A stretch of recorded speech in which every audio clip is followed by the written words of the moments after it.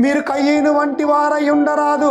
సంఘములో చేర్చబడిన తర్వాత విశ్వాసులుగా మారిన మనమందరము క్రీస్తును వెంబడించే క్రైస్తవులారా, మీరు కయ్యను స్వభావం వంటి వారై ఉండకండి అంటున్నాడు.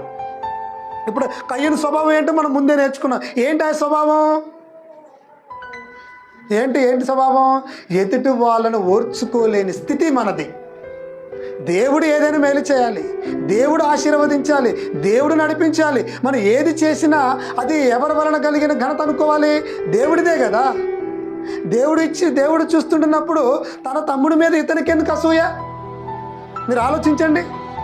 అతను ఎందుకు వచ్చేసింది ఆ ఆలోచన రావటం వలన నరహంతకుడిగా మారిపోయాడు, దేశదిమ్మరైపోయాడు. అంటే దేవుని దగ్గర నుండి దూరం అయిపోయాడండి. మనుషులలో ఇలాంటి లక్షణాలుంటే మనం సమాజానికి దగ్గరగా కనబడుతుంటామేమో, సమాజానికి ఇంపుగా కనబడుతుంటామేమో, కానీ దేవుడికి మాత్రము చెడు వాసనగా మనం కనబడతాము.